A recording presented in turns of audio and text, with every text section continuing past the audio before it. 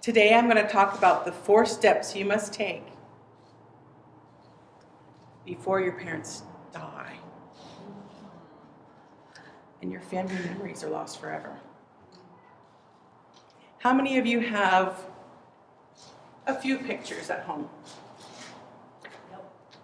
Cell phones, computers, old computers, boxes of photos. Yes. I'm going to start the talk off about my mother and the photos that she gathered for our family. She was our family holder of the memories. My mother was a hoarder. Not only did she have family memories, but she had a household of stuff. And when my mother passed away, she promised us before she passed that she would go through all of her things. She promised each and every one of us 5 kids that she wouldn't leave the house a mess. We ended up with 200 boxes. 23 of those were pictures and memorabilia. We still are going through them. She died 10 years ago. The reason I tell you this is she was the keeper of the memories. Many of those boxes were from my great uncle, Chester. Some of those photos are 1850 tintypes. Highly unusual to find those still. But what's interesting about photos are each of them are a story. And we don't think much. We're snapping pictures, click, click. We're all doing video. So we have video now. We have photos. We have 8mm videotapes. We have stuff everywhere. But how and where are the stories behind this photo? This photo of us. What's the story behind this photo? What can you tell about me about these 5 siblings in that particular photo? There's a story here. There's a story about this photo. And I've shared my story about this photo. Here, pass that photo around. I leapt out of an airplane. On purpose. My husband had left me. And I didn't care if I fell out of that plane and died. I said, yeah, he traded. He was a contractor. And he traded for 5 jumps out of a plane. He did some work, and so he gave me the jumping out of the plane gift. And what's interesting about that photo is if you see that photo, I look very happy. I was actually high on adrenaline because I just leapt out of a plane, but I was ready to die that day. But that photo doesn't tell the story.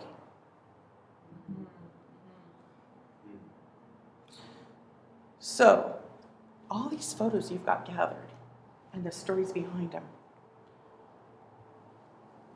we need to preserve those stories behind the photo. And that means stories that we look at a photo and we might need to go to our mother and say, what was this photo about? We might go to our grandfather and say, who's that person in there? Because when my mother died, and we did get through the photos,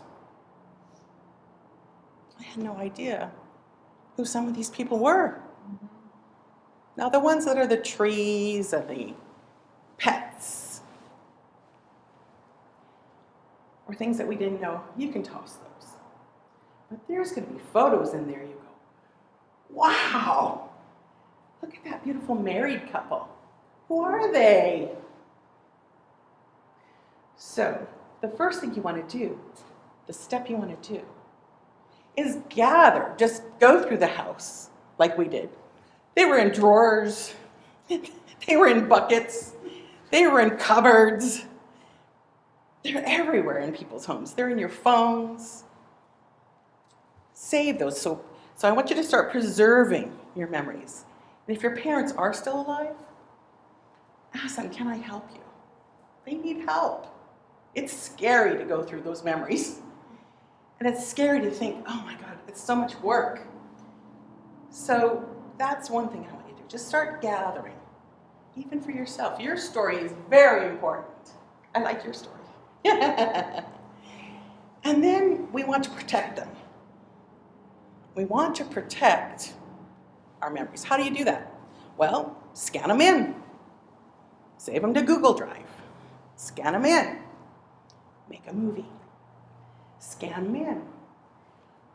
You can copy them. And then I encourage you, if they're on your computer, for heaven's sakes, make a copy and put it somewhere, and in fact, in someone else's house. Yes. Not in one house. It can burn down. Someone can pour water on your computer and you have lost your photos. It's surprising that those photos that my mother's house made it. I lived in Southern California. Flood, fire, and earthquake every other year. I mean, it just happened. Luckily, those photos all made it through all those years. The year before she died, her entire neighborhood burnt down, except for her house. We said couldn't combust because it was so full of stuff. There was no air for the fire to breathe. So I want you to make sure not only collect your memories and your stories, but preserve them. So the next thing I want you to do before your parents die, or we go, because as someone else mentioned today, we don't know about tomorrow, is we want to commemorate you and your family history, because you are part of that history. Commemorating means doing something with those photos, having fun with them. So how we did that at my family is, I'm the oldest, so I kind of organized everybody slowly but surely. We all went for American Thanksgiving, and everybody was resisting me like crazy. But my sister had a big table. I took out a box, and I just poured all the photos over the whole table. I said, everybody come here, I need you for 2 hours, I promise, 2 hours. And we had so much fun. We were all going through all the photos, and there was laughter, and there was some, oh my gosh, look at that photo. And we just really had a blast. And that day we did a lot of scanning, and we did a lot of the preserving all at once, but we really made it a celebration and fun and party. We really just had a good time. But we were commemorating that. Now just think, if you took these photos and you made a movie. Greg and I had the honor at a 70th birthday party to create a video montage for a friend of mine. 1 year later, she passed away. And her husband said, would we add to that? And the reason? She was from Australia. She lived here. But she was from Australia. We were able to share that beautiful video montage with music. And actually part of the celebration of life, we videoed that. Put it all together. Many people from around the world got to celebrate her life, because her family took the time to preserve, protect, commemorate, and celebrate her life. It starts, we're very blessed to start with images we can save. People didn't used to be able to do that, but they can now. We can take these and we can make them come alive. And we can mix and match the mediums. We take the videos and the photos and the drawings, whatever we'd like, and bring it all together so that our stories can be told. Because there is a story behind every one of these photos. I want to share another photo here with you. This is my mother, and I know exactly the moment we were there. is Victoria, that beautiful hotel with the piano. This is the Empress. This is precious to my heart. And every time I see it, it brings joy to me. You know where I found this? Greg and I have a locker. It was in a box in the locker. And I just was going through all this stuff. And I found this. I thought, why is this photo there? It will be scanned in and preserved. So that day, my mother and I had the best time. She and I were travel partners, my mother and I. We love to travel. We went to China together. We have oodles of photos of China. But this is a particular one. She always wanted to go have high tea, and we did. So each one of these photos and memories. So again, some of us, as I learned today, it's not always fun. Our family, our parents, our siblings can drive us crazy.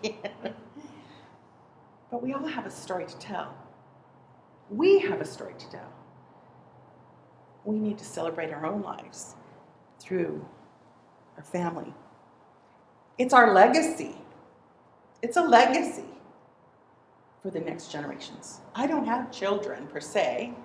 I'm blessed to have a grandbaby now through Greg. 3 years old. I was never a kid person, but now I am.